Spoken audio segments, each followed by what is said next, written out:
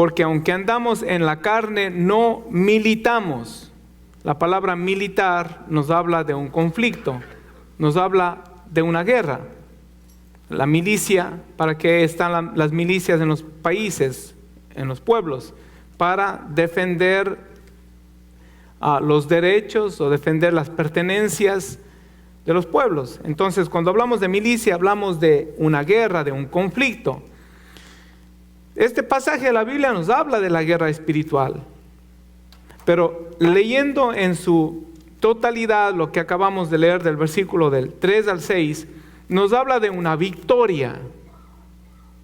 Una victoria. En toda guerra hay un ganador y hay un perdedor. En esta guerra espiritual, en este conflicto espiritual, Dios nos asegura la victoria. Dios nos asegura la victoria. Y varias veces hemos hecho alusión a una ilustración. ¿Se atrevería usted a subir al ring a pelear con algún boxeador profesional? ¿Se atrevería usted? Yo no me atrevo. Yo no me atrevería. Yo le llamo a Gary y digo, Gary, defiéndeme tú. Pero si es que me dicen, sube al ring y segurísimo que tú vas a ganar el premio. Es seguro que tú vas a ganar, te garantizamos. Yo subiría con confianza, aunque voy a recibir unos cuantos golpes, pero la victoria va a ser ganada. Este es el camino al que Dios nos ha llamado. Es un camino de conflicto, como el que hablamos antes de tomar la Santa Cena. Hay un conflicto en la vida del creyente. El mundo no tiene conflicto. No tiene conflicto espiritual porque se deleita en su naturaleza pecaminosa. No tiene remordimientos mayores. Hay remordimiento, el remordimiento de la conciencia, pero su conciencia está entenebrecida. No sabe diferenciar claramente entre el bien y el mal, entre lo santo y lo profano. Entonces vive una vida desordenada y no hay mayor remordimiento. Pero en este conflicto que el Señor nos ha llamado a deliberar, nos garantiza también la victoria. La victoria. ¿Qué es lo que debemos hacer para prevalecer en nuestro conflicto? Porque usted va a tener que hacer algo. Usted va a tener que cumplir con su parte para que Dios pueda otorgarle a usted la victoria de parte de Él. ¿Cómo podemos nosotros destruir los planes del enemigo en contra de nuestra vida? Si usted no lo sabía, el rato que usted le dio su corazón a Cristo, se ganó un archienemigo. Usted no tenía enemigos antes de aceptar a Cristo, enemigos espirituales. Porque Cristo, nosotros éramos enemigos de Dios, pero Dios en su fidelidad y en su amor, Él seguía siendo nuestro amigo. Él lo único que estaba esperando es nuestra respuesta. Espiritualmente, antes de conocer a Cristo, no teníamos conflicto, no teníamos enemigo. Nos entregamos al Señor y nos hacemos de un enemigo malvado, de un archienemigo que nos odia no solamente a muerte, nos odia por la eternidad. Y el deseo del enemigo es no solamente amargarle la vida, no solamente hacerle las cosas difíciles. El deseo del enemigo es destronar a Cristo de su corazón para poder llevar su alma al infierno. Hemos sido nosotros ofrecidos de parte de Dios una vida eterna por la sangre de Cristo, la redención de nuestras vidas, el perdón de nuestros pecados. Nos espera la vida eterna, nos espera el cielo. Gloria a Dios. Pero hay alguien que no le gusta esa idea. Y va a inventarse, va a hacer maquinaciones, va a hacer todo lo posible, lo que esté a su alcance, para tratar de engañarle a usted. Ahora, usted dice, conmigo el diablo no puede. Si usted dice eso, tenga cuidado. Con usted en Cristo el diablo no puede. Pero con usted solo, usted es pan comido, si es que no está en Cristo. Hasta el mundo tiene un dicho que dice, más sabe el diablo por viejo que por diablo. Y usted no es más viejo que el diablo, entonces el diablo sabe más que usted. Y puede engañarle fácilmente, y está engañando a millones y millones afuera en el mundo, los tiene engañados. Y dentro del pueblo de Dios se mete con mentiras, se mete con argumentos, se mete con maquinaciones para hacernos desertar de nuestro llamado, de nuestro caminar. Y Dios quiere recordarnos en este día qué es lo que tenemos que hacer para ser levantados. Para ser, cuando digo levantados, estoy diciendo edificados, para ser renovados, para ser restaurados. ¿Qué es lo que tenemos que hacer? Usted ve, Dios nunca ha intentado ponernos en una situación difícil sin darnos una salida gloriosa. Cuando el Señor permite que usted y yo pasamos por cosas difíciles, Él ya tiene una respuesta. La Biblia dice, Él ya tiene una puerta de salida. Y nunca nos va a poner más allá de lo que podamos resistir. Somos seres tripartitos, o somos espíritu, alma y cuerpo. Pero antes nosotros no podíamos batallar en contra de las maquinaciones del diablo. ¿Por qué? Porque nuestro espíritu estaba muerto, o estaba inactivo, estaba desconectado de la fuente de vida que es Dios. Ahora escúcheme, mi hermano, el conflicto del que quiero hablar entre la carne y el espíritu, y cómo debemos de liberar esta batalla y qué debemos hacer para ser edificados o para ser restaurados o edificados, renovados. Hay una diferencia abismal entre andar en la carne y andar en el espíritu. Lo leímos temprano cuando el apóstol Pablo mismo dice, yo tengo esta lucha, este conflicto, no puedo hacer el bien que quiero, termino haciendo el mal que no quiero. Vuelvo a decir, él no era un pecador empedernido, sino él reconocía este conflicto. Hay una diferencia tremenda entre andar en la carne y andar en el espíritu. El apóstol Pablo escribe en una de sus epístolas y hace alusión a que hay algunos cristianos que todavía están andando en la carne. Y les dice, ustedes son carnales. Dios quiere que usted y yo andemos en el espíritu, en todo tiempo. Las frustraciones más grandes que usted va a encontrar en este caminar es querer vencer la carne con la carne. Es querer vencer usted sus debilidades, sus tentaciones, sus flaquezas, querer vencer usted su mal carácter con fuerza humana. Esas van a ser las frustraciones más grandes. Querer lograr crecer en el espíritu con esfuerzos humanos es imposible. Querer crecer en el espíritu con esfuerzos humanos.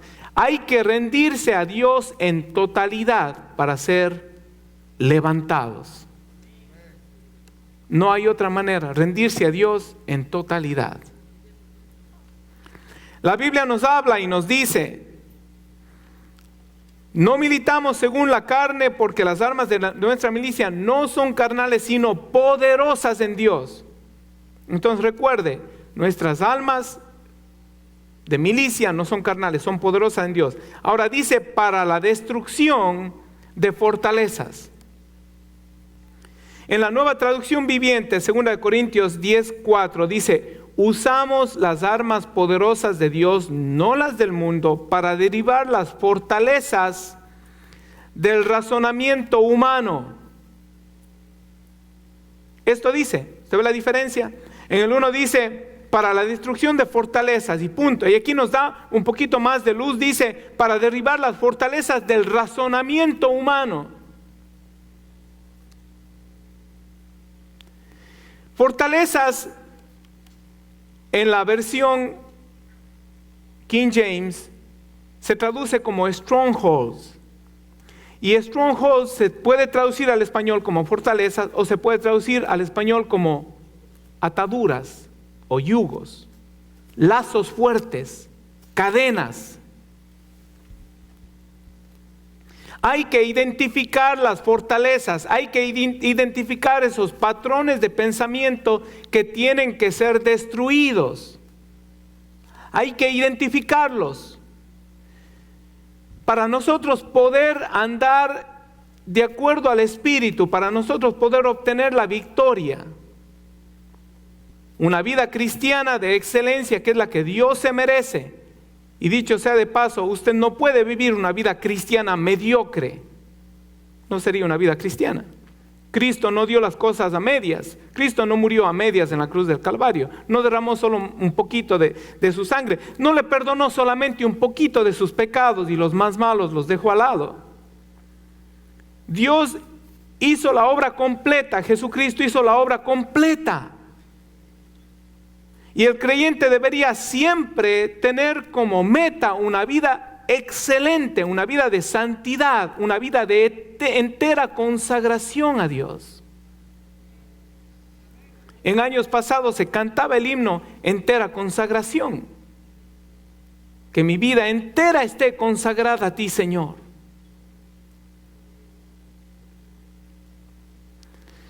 Hay que identificar las fortalezas. ¿Cuáles son estas fortalezas? Y vuelvo a decir, fortalezas es patrones de razonamientos. Son razonamientos humanos. Dios quiera que el Señor nos hable el día de hoy aquí, o nos hable como me ha hablado a mí. Hay que identificar estas fortalezas, fortalezas que se han formado a través de los años en nuestra mente. Patrones de pensamiento, razonamientos humanos que se han formado en nuestra mente. Se han formado a través del razonamiento de un mundo caído. Desde que usted nace, usted empieza a recibir información incorrecta de la verdad.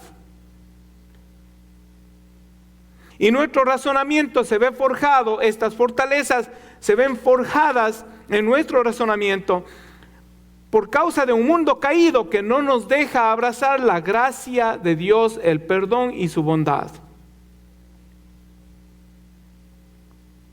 Todos nosotros crecimos varios años de nuestra vida teniendo el concepto erróneo de Dios. Estas fortalezas han sido también forjadas en nuestro entendimiento, en nuestra mente, a través de la cultura y de las subculturas en las que hemos vivido. ¿A qué me refiero? Culturas de nuestros países. Dentro de nuestros países hay subculturas en las ciudades. Dentro de nuestras ciudades hay subculturas en nuestros barrios. Dentro de nuestros barrios hay subculturas en nuestras familias. La cultura de su país es una cultura general, pero dentro del país está mi ciudad, y mi ciudad tiene otra cultura, y dentro de mi ciudad está el barrio en el que yo me crié, esa tiene otra cultura, otras tradiciones, y dentro de ese barrio mi familia tenía otra cultura, otras tradiciones, otros conceptos, otros valores, que forjaron un pensamiento, forjaron un patrón en mi mente. Estas subculturas, estas tradiciones formaron prejuicios en nuestras mentes. Prejuicios por causa de las injusticias que hemos experimentado en nuestra niñez, o prejuicios sociales, prejuicios raciales.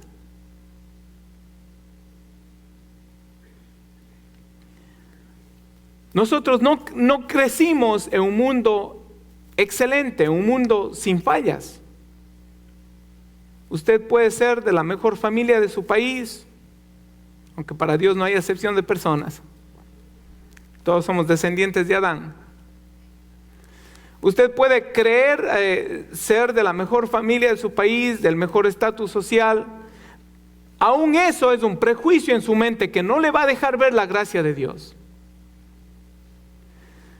Pero en muchos de los casos, mi hermano, estas subculturas han formado prejuicios en nuestra mente, conceptos sobre pobrezas, sobre inseguridades, temores y desconfianzas que no nos dejan ver la gracia de Dios, no nos dejan apreciar, abrazar libremente la gracia de Dios. Y cuando hablo de prejuicios sociales y raciales, hablo justamente de los prejuiciados y los que prejuician. Usted está en una de las dos categorías. Usted no puede estar en el medio, está en una de las dos. O usted ha sido un prejuiciado, usted ha sido de un nivel social marginado, de un color de piel marginado, de un apellido marginado, o usted ha sido uno de los que margina. Uno de los que, basado en el orgullo, en el orgullo o en la soberbia de un apellido, de un nombre, de una familia, que usted ha visto de menos, ha echado de menos a otras personas. ¿Cuál de los dos es más malo? Haber sido prejuiciado o ser el que prejuicia. Los dos son igual de malos. Los dos no le van a dejar apreciar a usted la grandeza y la gracia de Dios en su vida. Estas fortalezas han sido formadas también en nuestra mente por causa de la religiosidad fundada en tradiciones e ignorancia.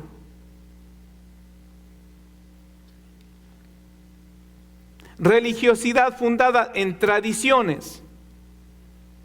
Hay muchas personas que se glorían de su tradición, de su herencia, de su tradición, y usted tiene derecho a gloriarse de su herencia y de su tradición. Yo soy ecuatoriano, me glorío de eso. Mi herencia, mi tradición, yo soy cuencano.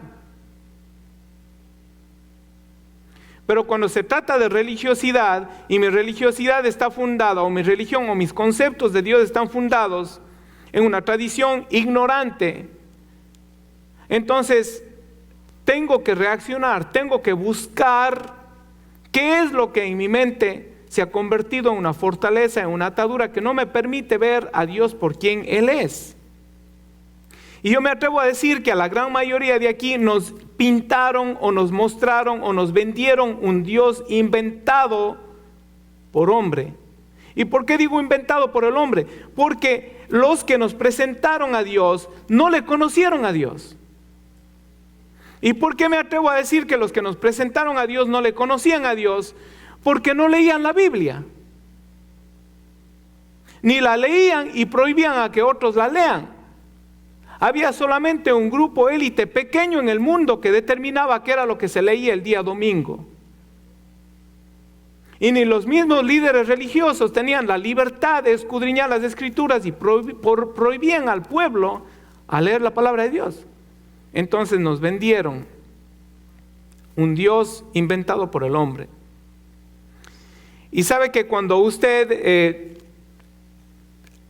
ha adoptado ese concepto de Dios, de un Dios malo, de un Dios vengativo, de un Dios áspero, entonces usted inconscientemente termina actuando como ese Dios, porque usted quiere de alguna manera ser igual a Dios o agradarle a Dios. Si es que Él es vengativo, áspero y malo, usted termina actuando igual.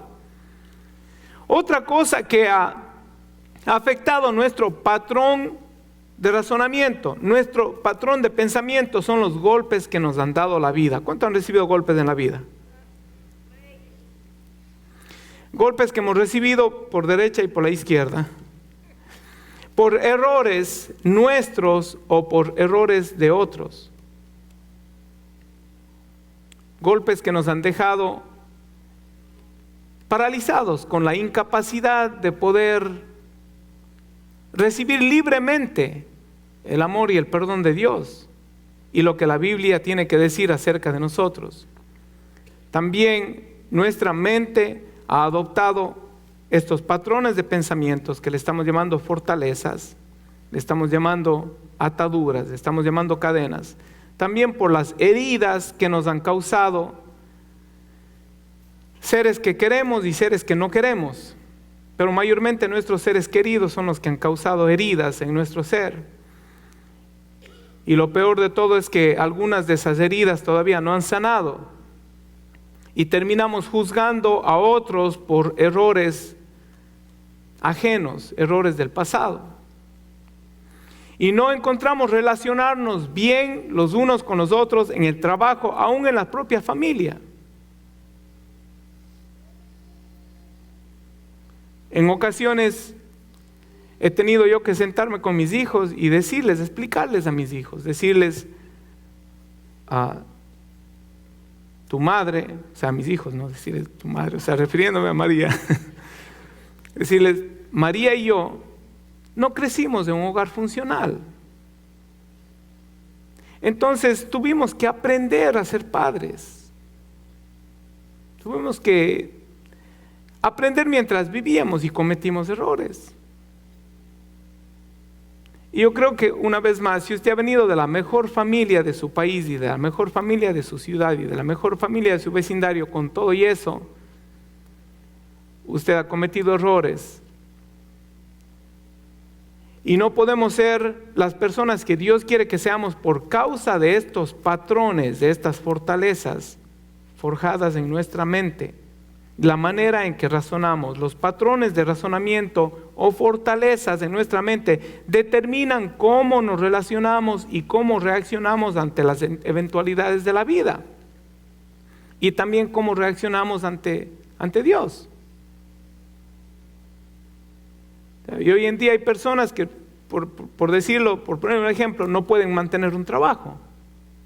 No pueden mantenerlo. Llegan al trabajo, están felices y contentos, todo está lindo, el jefe es tremendo, los compañeros de trabajo son maravillosos. Pero por causa de fortalezas empiezan a juzgar al jefe y a las personas por experiencias del pasado. Esas son las fortalezas, los patrones de pensamiento. Y a los 2 meses ya el jefe no sirve, los compañeros todos son unos hipócritas y terminan con una mala actitud, perdiendo el trabajo. ¿Y sabía usted que hay también así personas, el mismo caso, personas en las iglesias?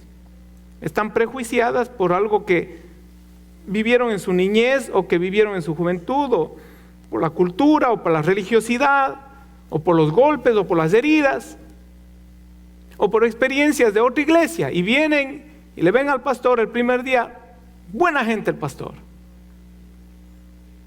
Pero después le tocan una llaguita, ¿no? Una herida sin resolver que han tenido en el pasado. Entonces no, todos los pastores son la misma cosa. Y terminan enojados con la iglesia y enojados con Dios.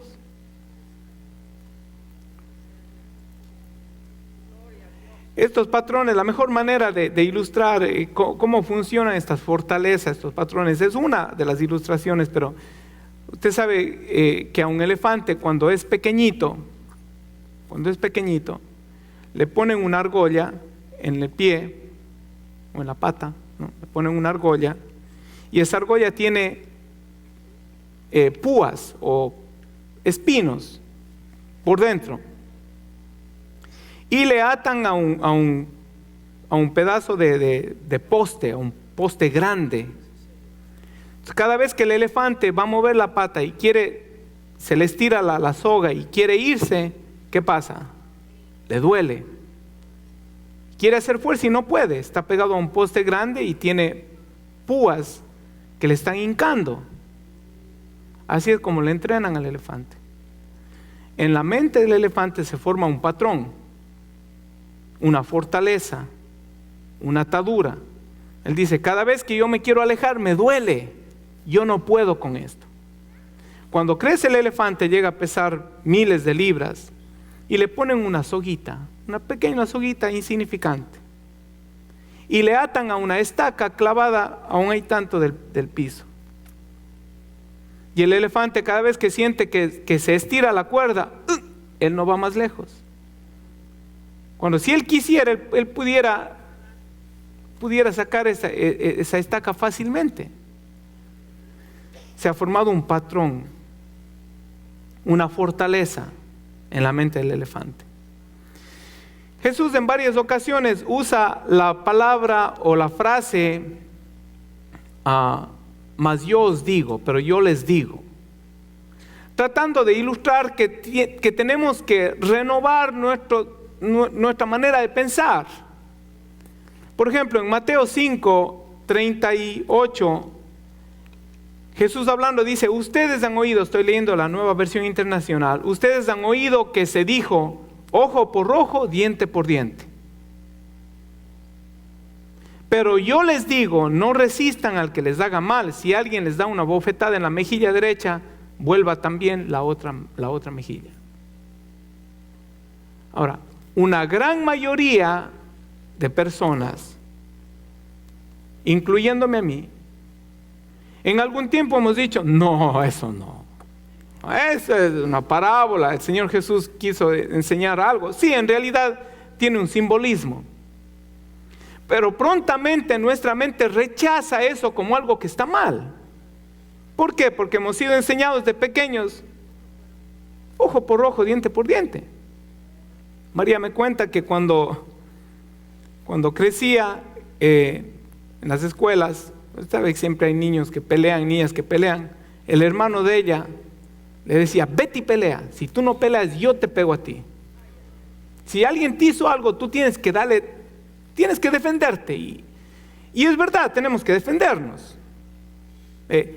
¿Cuántos están de acuerdo? Si ve, tenemos ese patrón puesto aquí en nuestra mente. Es verdad, tenemos que defendernos. Tenemos que defender nuestra familia. Si alguien entra a mi casa, si un ladrón entra a mi casa y me da una bofetada, yo no le voy a decir, dame la otra y llévate todo lo que quieras.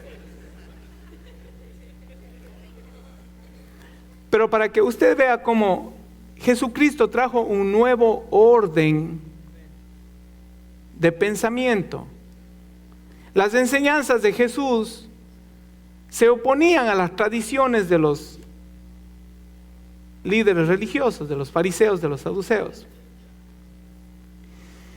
Pero el desafío que yo le quiero poner en este día a usted es que a menos que nosotros nos pongamos de acuerdo con las sagradas escrituras, no vamos a ver la gloria de Dios. Porque nuestra mente está saturada de patrones, de fortalezas, de ataduras, que a menos que nosotros aceptemos la palabra de Dios incondicionalmente, con una interpretación correcta, claro está, para eso tenemos que estudiarla, no vamos a poder ser levantados, no vamos a poder ser renovados y ser lo que Dios nos ha llamado a ser. Tengo un amigo que es de Honduras, se llama Ricardo. Él trabajaba en el Monte Sinaí, en el hospital, en el área de mantenimiento y construcción, y también tenía su compañía de construcción. Y conoció a un doctor que se compró un departamento, un condominio en Midtown Manhattan. No me acuerdo la cantidad de dinero, pero estoy seguro, era justamente cuando el real estate estaba alto. Tenía que haber sido bordeando el $1,000,000 o algo así, o a lo mejor más. Él me contó esta historia. Y dice, yo estuve allí el primer día que llegó el doctor. Y el doctor dice, llegó, entró y vio el departamento, un departamento precioso, dice él, maravilloso, lindo. Usted sabe que para vender los departamentos les ponen bonitos, les renuevan. Dice que el doctor entró, abrió las puertas, entró a un cuarto, vio el otro cuarto, se paseó por todo el departamento, y llega donde el contratista y le dice, strip it, que quiere decir demolerlo, o sea, dejarlo en columnas, destrúyelo totalmente. Mi amigo decía, era inaudito que escuchar eso. Pero mi hermano, el doctor tenía un propósito y una visión con ese departamento, que no se podía cumplir a menos que las paredes fueran derribadas, que todo fuera destruido, para que él pueda entonces decir, ahora yo quiero este cuarto de esta manera, este cuarto de esta manera, y quiero con estos materiales. Lo que quería hacer con el departamento ameritaba una demolición interna total. Lo que Dios quiere hacer con tu vida amerita una demolición interna total.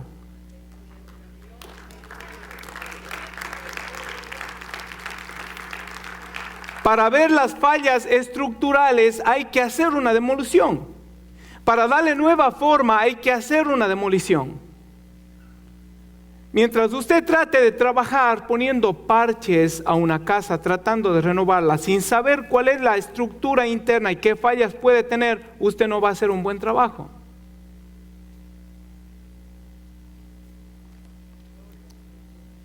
Dios no quiere arreglarte a ti. Dios quiere hacerte nuevo. La Biblia dice de modo que si alguno está en Cristo, nueva criatura es. Dios no quiere ponerte un parche. Dios no quiere negociar con tus pensamientos y tus tradiciones. Dios no quiere negociar con tus patrones de pensamiento. Dios es tan santo y tan perfecto y tan digno de confianza que Él puede y tiene el derecho de decir: las cosas se hacen a mi manera y punto. Esto es si tú quieres que Dios ordene tu vida, si tú quieres ser levantado por Dios, tú vas a tener que destruir algunas cosas en tu vida.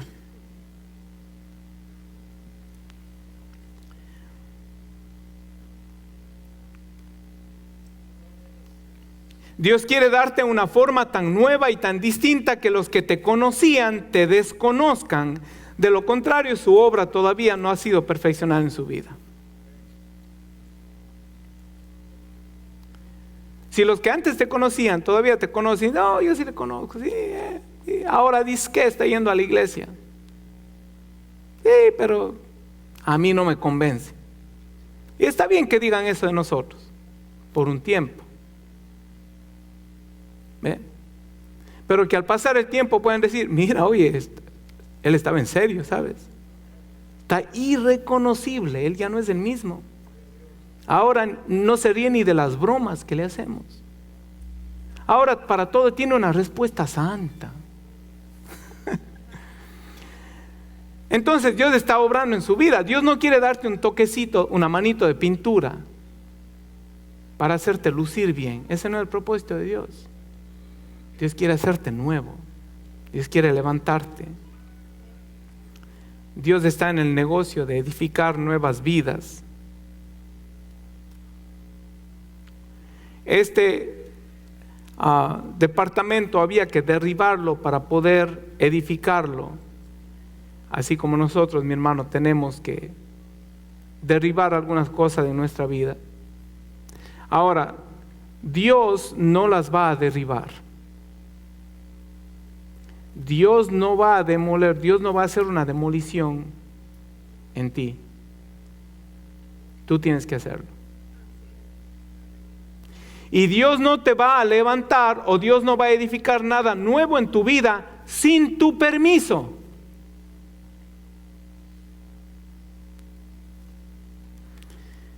Y si tú no derribas primero, el trabajo de Dios no puede comenzar.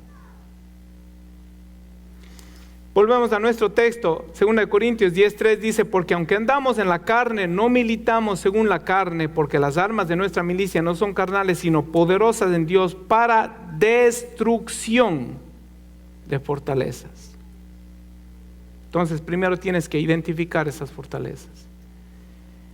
Y la única manera de identificar esas fortalezas, mi hermano, es estudiando la palabra de Dios. Es sabiendo cuáles son los pensamientos de Dios. ¿Cuáles son los pensamientos de Dios acerca de ti? ¿Cuáles son los pensamientos de Dios acerca de la humanidad, acerca del mundo, acerca del pecado, acerca de la obediencia? Y fíjese que la Biblia dice que nosotros somos llamados a destruir fortalezas. No sé si es que no va a poder poner, creo que no estamos preparados para poner una foto, pero la palabra fortaleza hace referencia también a un castillo grande.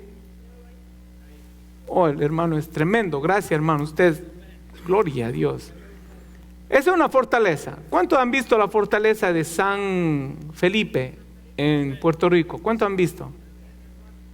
Wow, eso es tremendo, hermano. Eso a mí me ha dejado impresionado. Las paredes de la fortaleza, las paredes son del ancho como de aquí a donde está María, si no más. Por ahí puede pasar un carro, o 2 carros pueden pasar por encima. Las paredes, esa es una fortaleza. Entonces, una fortaleza no se arma de la noche a la mañana. Vuelvo a decir, son cosas que han sido forjadas a través de los años, a través de la cultura, a través del razonamiento humano, de la religiosidad, de los golpes que da la vida, de las heridas. nos han hecho quienes somos y de qué manera reaccionamos, cómo pensamos, cómo reaccionamos, cómo amamos. ¿Sabe usted que hay personas que se escudan y dicen, no, yo amo a Dios a mi manera y amo a mi prójimo también a mi manera? Hay quienes dicen, me caes mal, pero te amo. Hay quienes dicen, no me gustas, pero te amo. El Señor dijo que tengo que amarte, no dijo que tenías que caerme bien. Imagínense todos estos conceptos, palabras que a veces causan hasta risa. Pero cómo se opone nuestra naturaleza tan drásticamente a la naturaleza de Dios. El mismo apóstol Pablo tenía esta lucha. Si en mi mente hay una ley, quiero agradar a Dios, pero tengo un patrón clavado aquí, forjado en mí. Entonces, una fortaleza, mi hermano, no es fácil de destruirla. Y la Biblia dice que las armas de nuestra milicia son poderosas en Dios para la destrucción de fortalezas. ¿Cómo yo voy a destruir eso? ¿Cómo podría yo destruir eso? Sería difícil destruir eso, ¿verdad? Pero ¿cómo fueron armadas estas fortalezas? ¿Quiere que le diga cómo fueron armadas? Pieza por pieza, piedra por piedra. ¿Y cómo usted puede destruir esta fortaleza? Piedra por piedra. Y la Biblia nos da el cómo destruir las fortalezas. Mire cómo dice: derribando argumentos. La palabra destruir tiene un concepto, una destrucción. Pero ¿cómo puedo destruir algo tan grande? Empiezo derribando un argumento, una piedrita a la vez. Derribo la piedra, derribo otra piedra, derribo otro pensamiento, otro argumento. Mire lo que dice: derribando argumentos y toda altivez que se levante en contra del conocimiento de Dios. La única manera que Dios puede hacerle nuevo a usted es cuando usted empieza a conocer los pensamientos de Dios y cuando usted empieza a sacar de su vida los argumentos que se levantan en contra del conocimiento de Dios. Entonces usted primero va a tener que conocer la mente de Dios. Usted va a decir, pero eso está imposible. El deseo más grande de Dios es darse a conocer a usted. El deseo más grande de Dios es revelarse a usted. Y es más, la Biblia dice que nosotros tenemos la mente de Cristo. Nos ha sido dada la mente de Cristo. ¿Cómo destruimos fortalezas? Derribando argumentos y toda altivez que se levanta en contra del conocimiento de Dios. Antes de destruir, tienes que derribar. Tienes que proponerte derribar esas fortalezas, argumento por argumento, pieza por pieza. Para derribar, necesitas pensar lo que Dios piensa y ponerte de acuerdo con el plan de Dios y obedecerlo. Hay quienes tienen conocimiento de Dios y sus vidas no cambian. ¿Sabe por qué? Porque no pasan por el trabajo de derribar argumentos que se levantan en contra del conocimiento de Dios. Y nos quedamos encajados, estancados en: yo soy así, a mí me criaron así, yo soy así, así me voy a morir. Yo escuchaba un dicho cuando crecía, decía: genio y figura hasta la sepultura. Eso es mentira. Mi figura ha cambiado y la suya también ha cambiado, y si no ha cambiado, va a cambiar. Nos arrugamos, nos ponemos ya mayores, ¿no? Con el paso de los años. Tenemos que proponernos, mi hermano, cambiar nuestra manera de pensar, y la única manera de hacerlo es ponernos de acuerdo con lo que la palabra de Dios dice y obedecerle en todo. Y es increíble como algunas personas, mi hermano, con una facilidad tan grande, le arrancan hojas a la Biblia y le tachan unos versículos. O cogen un versículo y desde la mitad hasta aquí está bueno, esto de aquí déjame tacharle, esto no aplica conmigo, not applicable, lo que no le conviene. Y el día viernes dijimos que si es que usted no acepta la infalibilidad de las Escrituras, entonces no tiene derecho a reclamar ni uno de sus beneficios.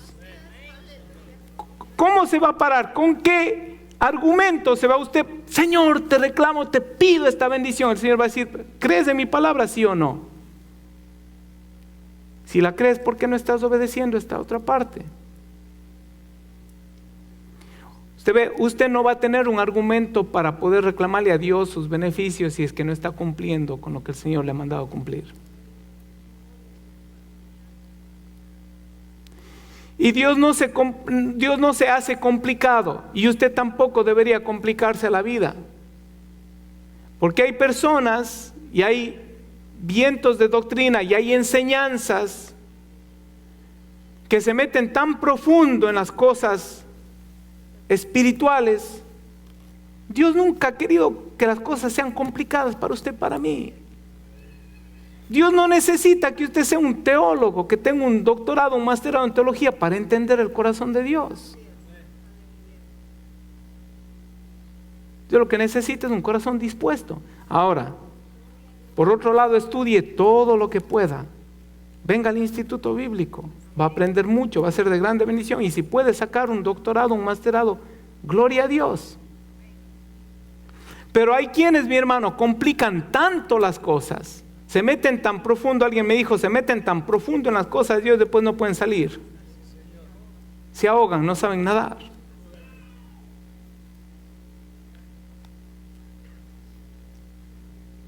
Usted no necesita un doctorado para aprender a obedecer a Dios.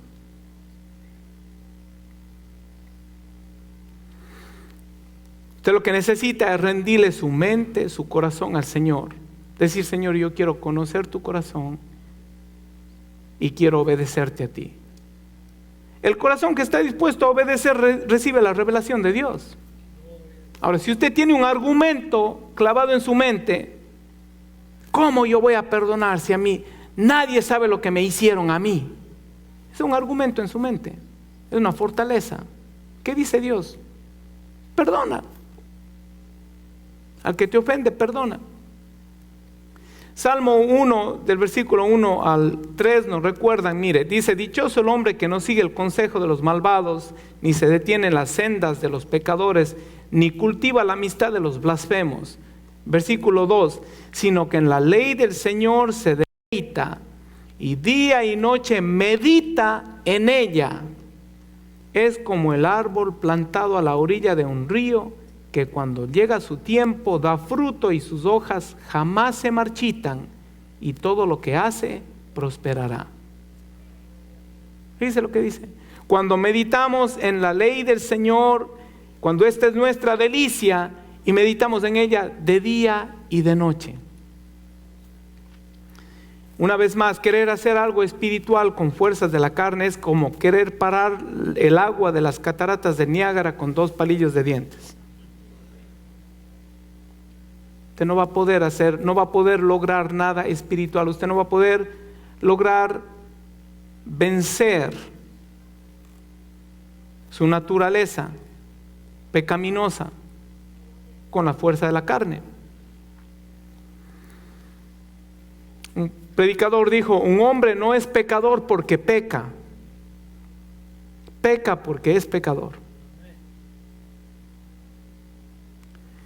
Gálatas 5:16 dice, así que les digo, vivan por el Espíritu y no seguirán los deseos de la naturaleza pecaminosa. O en otra versión dice, los deseos de la carne. Porque la naturaleza pecaminosa, desea lo que es contrario al Espíritu y el Espíritu lo que es contrario a ella. Los dos se oponen entre sí, de modo que ustedes no pueden hacer lo que quieren. La palabra vivan, mi hermano, es una orden, no es una sugerencia. es una orden. Vivan. Vivan por el Espíritu. Y entonces, se podría añadir ahí el entonces, y entonces no seguirán los deseos de la naturaleza pecaminosa. Creo que hace una semana o dos pusimos un ejemplo aquí. Si usted tiene un vaso, el vaso está lleno de aire, aunque esté vacío, tiene aire adentro. Y la única manera de sacar el aire es poner agua. Mientras más agua, menos aire. Mientras menos agua, más aire. Entonces no se puede andar en la carne y en el espíritu a la misma vez. No se puede andar en la carne y en el espíritu a la misma vez. No se puede pensar en dos cosas a la misma vez. Yo me sorprendí cuando escuché esta declaración, pero es científicamente comprobado. Su cerebro no puede pensar en dos cosas a la misma vez. Usted puede estar oyendo dos cosas a la misma vez, pero no puede pensar en dos cosas, no puede procesar dos pensamientos a la misma vez. Entonces, ¿cómo nosotros andamos en el espíritu y no satisfacemos los deseos de la carne? Decidiendo. ¿Cómo nosotros sacamos los pensamientos negativos? Poniendo pensamientos positivos. ¿Cómo nosotros derribamos las fortalezas que no nos permiten ver la gracia y el favor de Dios en nuestras vidas? Poniendo los pensamientos de Dios en nuestra mente. En la ley de Jehová está su delicia, y en su ley medita de día y de noche. Usted tiene la capacidad de escoger lo que piensa, y usted tiene la capacidad de escoger si camina en el espíritu o si camina en la carne. Usted tiene la capacidad. Romanos 8:12 dice: por tanto, hermanos, tenemos una obligación, pero no es la de vivir conforme a la naturaleza pecaminosa, porque si ustedes viven conforme a ella, morirán. Pero si por medio del Espíritu dan muerte a los malos hábitos del cuerpo, vivirán. Usted ve, la única manera de deshacerse de la naturaleza pecaminosa es por el Espíritu. Y la palabra de Dios es Espíritu. Y es verdad, esto fue lo que dijo Jesús. Las palabras que yo os hablo son Espíritu y son vida. Pongámonos de pies.